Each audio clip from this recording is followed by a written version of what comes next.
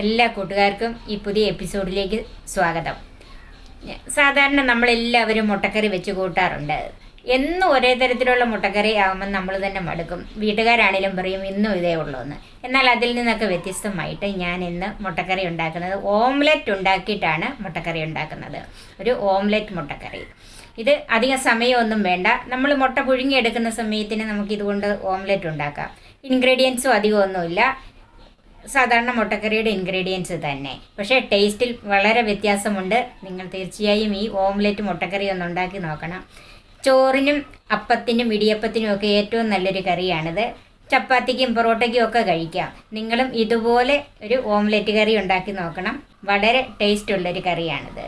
നിങ്ങളിത് തീർച്ചയായിട്ടും ഉണ്ടാക്കി നോക്കിയിട്ട് ഇത് ഫ്രണ്ട്സിനും റിലേറ്റീവ്സിനും ഒക്കെ ഷെയർ ചെയ്ത് കൊടുക്കണം. എൻ്റെ ഫേസ്ബുക്ക് പേജ് ലൈക്ക് ചെയ്യണം. ഇതിൻ്റെ അഭിപ്രായങ്ങൾ കമൻസായി അറിയിക്കുകയും വേണം.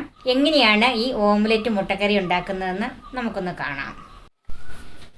4 മുട്ട, ഒരു മീഡിയം സൈസ് സവാള നീളത്തിൽ കനം കുറച്ചരിഞ്ഞത്, 3 പച്ചമുളക് അരിഞ്ഞു വെച്ചിരിക്കുന്നത്, ഇത് ഇങ്ങനെ നീളത്തിൽ ചെറുതാക്കി അരിഞ്ഞു വെച്ചിരിക്കുന്നത്, 10 ചുമന്നുള്ളി ചെറുതാക്കി അരിഞ്ഞത്, 2 ചെറിയ തക്കാളിപ്പഴം, 1 ടീസ്പൂൺ ഇഞ്ചി അരിഞ്ഞത്, 4 വെളുത്തുള്ളി ചെറുതായിട്ട് അരിഞ്ഞത്, 1/2 ടീസ്പൂൺ കാശ്മീരി മുളക് പൊടി, ഒരു 10-15 ഇതുപോലെയുള്ള കാഷ്യൂനട്ട്, ഇത് പിളർന്നതാണ്, 1/2 ടീസ്പൂൺ മല്ലിപ്പൊടി, 1/2 ടീസ്പൂൺ ഗരം മസാല, 1/4 ടീസ്പൂൺ കുരുമുളക് പൊടി, 1/4 ടീസ്പൂൺ മഞ്ഞൾപ്പൊടി, 1/2 ടീസ്പൂൺ പെരിഞ്ജീരകം, 1/2 ടീസ്പൂൺ കടുക്, ഉപ്പ്, വെളിച്ചെണ്ണ, കറിവേപ്പില, വെള്ളം.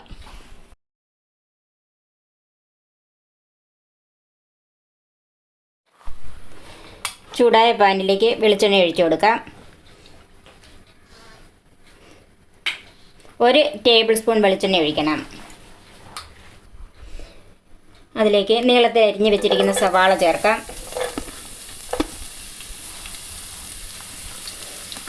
ഇഞ്ചി, വെളുത്തുള്ളി, ഇതൊന്ന് വഴറ്റിയെടുക്കാം.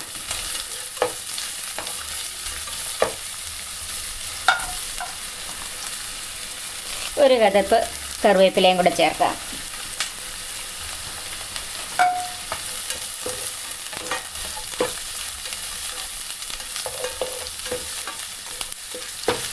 ഇത് നമുക്ക് അരച്ചെടുക്കാനുള്ളതാണ്. ഇതിൻ്റെ പച്ചമണം ഒന്ന് മാറി കിട്ടത്തക്ക രീതിയിൽ വഴറ്റിയെടുക്കണം. ഒത്തിരി ബ്രൗൺ ഒന്നും ആകണ്ട. സവാള ഏകദേശം മൂത്തിട്ടുണ്ട്. ഇനി നമുക്ക് തീരെ കുറച്ച് വെച്ചിട്ട് അതിലേക്ക് പൊടികൾ ചേർക്കാം. മല്ലിപ്പൊടി, മുളക് പൊടി, മഞ്ഞൾപ്പൊടി,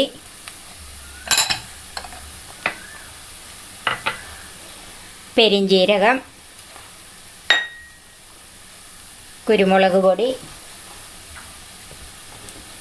ഗരം മസാല. ഗരം മസാലയുടെ കുറച്ച് മിച്ചം വെച്ചേക്കുവാണ് അവസാനം ചേർക്കാനായിട്ട്. ഇതൊന്ന് വഴറ്റിയെടുക്കാം. ഇതിൻ്റെ പച്ചമണം ഒന്ന് മാറിക്കിട്ടണം.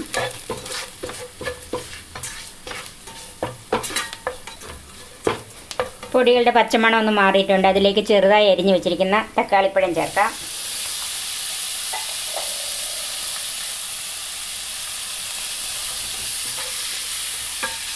തക്കാളിപ്പഴം ഒന്ന് ഈ എണ്ണയിൽ തന്നെ കിടന്ന് ഒന്ന് വെന്ത് വരണം. വേറെ വെള്ളം ഇതിൻ്റെ അകത്ത് ചേർക്കണ്ട.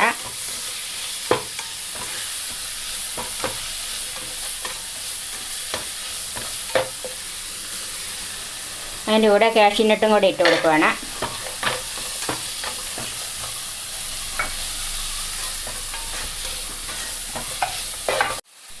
ഇത് ചെറുതീയിൽ തന്നെ അല്പനേരം ഒന്ന് മൂടി വെക്കാം. ഈ തക്കാളിപ്പഴം ഒന്ന് വെന്ത് കിട്ടണം. ഇവിടെ അരയ്ക്കാനുള്ള കൂട്ട് വെന്ത് വരുന്ന സമയത്ത് നമുക്ക് ഈ മുട്ടയൊന്ന് ഉടച്ചെടുക്കാം.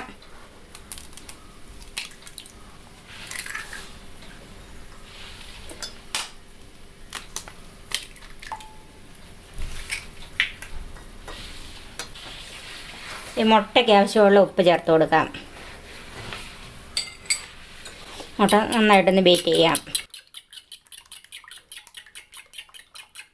മുട്ട നന്നായിട്ട് ബീറ്റ് ചെയ്തിട്ടുണ്ടെങ്കിൽ ഇത് നമുക്കൊന്ന് മാറ്റി വെക്കാം. നമുക്ക് ഇതൊന്ന് നോക്കാം. ഞാനിത് മൂടി വെച്ചിരുന്നെങ്കിൽ 3-4 പ്രാവശ്യം തുറന്ന് ഇളക്കി കൊടുത്തിട്ടുണ്ട്. ഇപ്പം നമ്മുടെ തക്കാളിപ്പഴമൊക്കെ വെന്തിട്ടുണ്ട്. ഇത് നമുക്ക് ചൂടാറാനായിട്ട് മാറ്റി വെക്കാം. ഇനി നമുക്ക് ഓംലെറ്റ് ഉണ്ടാക്കിയെടുക്കാം. അതിനായിട്ട് ചൂടായ ഒരു പാനിലേക്ക് വെളിച്ചെണ്ണ ഒഴിക്കാം.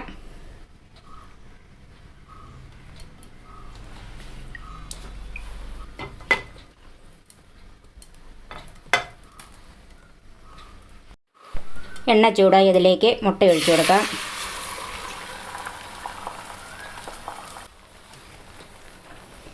ഇച്ചിരി കനത്തിൽ വേണം ഇതുണ്ടാക്കിയെടുക്കാനായിട്ട്.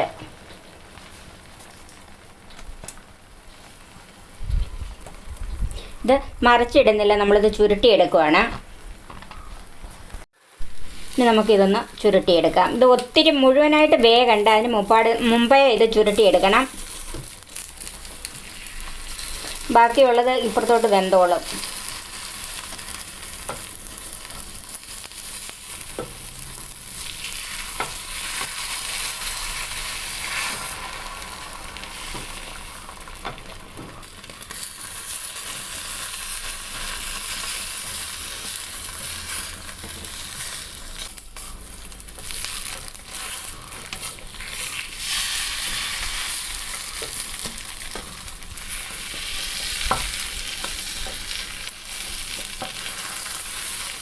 ഇനി തീ ഓഫ് ചെയ്യാം.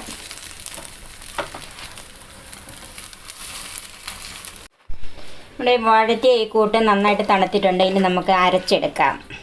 അതിനായിട്ട് ഒരു മിക്സിയുടെ ജാറിലേക്ക് മാറ്റാം.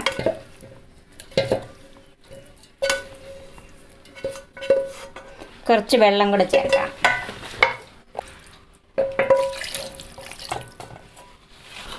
ഇത് നന്നായിട്ടൊന്ന് അരച്ചെടുക്കാം.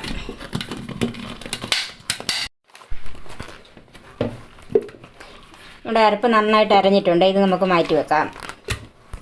ഇനി നമുക്ക് ഈ ഓംലെറ്റ് ഒന്ന് കട്ട് ചെയ്ത് വെക്കാം.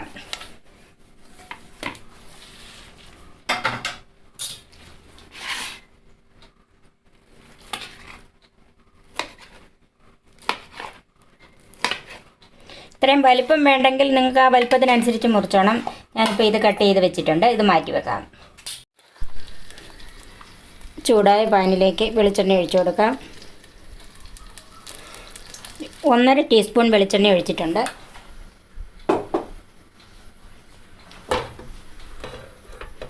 കടുക് ഇട്ട് കൊടുക്കാം.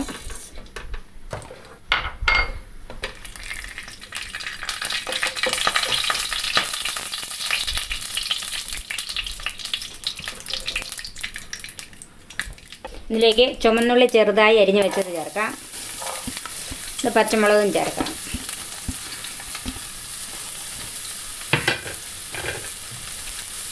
അല്പം കറിവേപ്പിലയും ചേർക്കാം.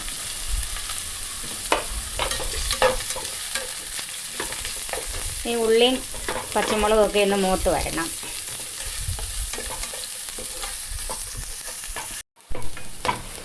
ഉള്ളി മൂത്തിട്ടുണ്ട്. പച്ചമുളകിൻ്റെ പച്ചമണമൊക്കെ ഒന്ന് മാറി കിട്ടിയിട്ടുണ്ട്. ഇനി നമ്മൾ അരച്ച് വെച്ചിരിക്കുന്ന അരപ്പ് ഇതിൻ്റെ അകത്തോട്ട് ചേർക്കാം.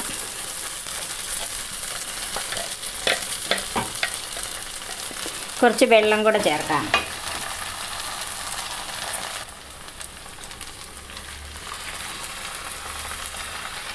നമുക്ക് ആവശ്യമുള്ളത്ര ഗ്രേവിയുടെ അത്രയും വെള്ളം ചേർത്ത് കൊടുക്കണം.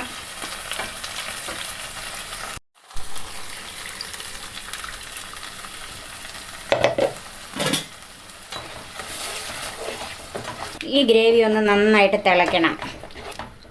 ഇനി കാഷ്യൂനട്ട് ചേർക്കാൻ ഇഷ്ടമില്ല, അല്ലെങ്കിൽ അത് ചേർക്കുന്നില്ലെങ്കിൽ അതിന് പകരമായിട്ട് ഒരു 4 ടേബിൾ സ്പൂൺ തേങ്ങ അരച്ച് ചേർത്താൽ മതി. ഇതിൻ്റെ കൂടെ തേങ്ങ അരയ്ക്കുമ്പം വറക്കണ്ട, പച്ചത്തേങ്ങ അതിൻ്റെ കൂടെ അരച്ച് ചേർത്താൽ മതി.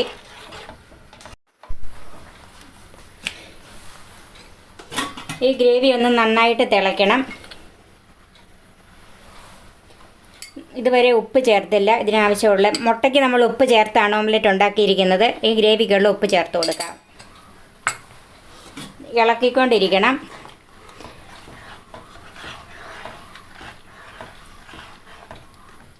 ഗ്രേവിയുടെ ഉപ്പ് നോക്കണം, അത് ആവശ്യമുണ്ടെങ്കിൽ ഇട്ട് കൊടുക്കണം.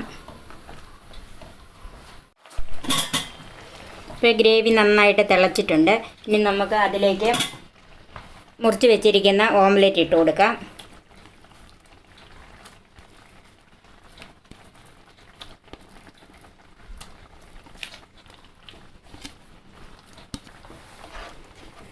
ഇനി ഇതെല്ലാം കൂടെ കിടന്ന് ഒരു 3-4 മിനിറ്റ് ഒന്ന് തിളയ്ക്കണം. എന്നെങ്കിൽ ഈ എരിവും എല്ലാം നമ്മൾ ഈ എരിവെല്ലാം ഈ മുട്ടയിലൊന്ന് പിടിച്ച് വരുള്ളൂ. നമ്മൾ ഈ ഓംലെറ്റ് ഉണ്ടാക്കിയപ്പോഴത്തേക്ക് എരിവൊന്നും ചേർത്തിട്ടില്ല, ഉപ്പ് മാത്രമേ ചേർത്തിട്ടുള്ളൂ. ഈ ഗ്രേവി കിടന്ന് മുട്ടയും ഇതും കൂടെ ഒന്ന് യോജിക്കണം. അതിന് വേണ്ടിയിട്ട് ഒരു 3-4 മിനിറ്റ് ഒന്ന് മൂടി വെക്കാം. ചെറുതീയിൽ തന്നെ ആയിരിക്കണം.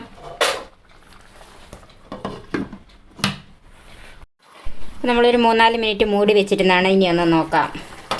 കറി നന്നായിട്ട് തിളച്ചിട്ടുണ്ട്. തീ നമുക്കൊന്ന് കുറച്ചിടാം. അതിലേക്ക് ഈ മാറ്റി വെച്ചിരിക്കുന്ന ഗരം മസാല ഇട്ട് കൊടുക്കാം.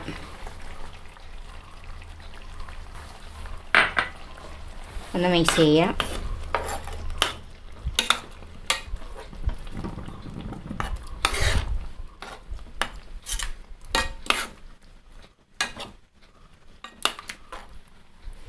നമ്മുടെ ഓംലെറ്റ് കറി റെഡിയായി. ഇനി നമുക്ക് സർവിങ് ഡിഷിലേക്ക് മാറ്റാം. നിങ്ങളിത് തീർച്ചയായിട്ടും ഉണ്ടാക്കി നോക്കിയിട്ട് ഇത് ഫ്രണ്ട്സിനും റിലേറ്റീവ്സിനും ഒക്കെ ഷെയർ ചെയ്ത് കൊടുക്കണം. എൻ്റെ ഫേസ്ബുക്ക് പേജ് ലൈക്ക് ചെയ്യണം. ഇതിൻ്റെ അഭിപ്രായങ്ങൾ കമൻസായി അറിയിക്കുകയും വേണം. അടുത്ത റെസിപ്പിയുമായി നമുക്ക് വീണ്ടും കാണാം. ഞാൻ സോഫി കുര്യാക്കോസ്.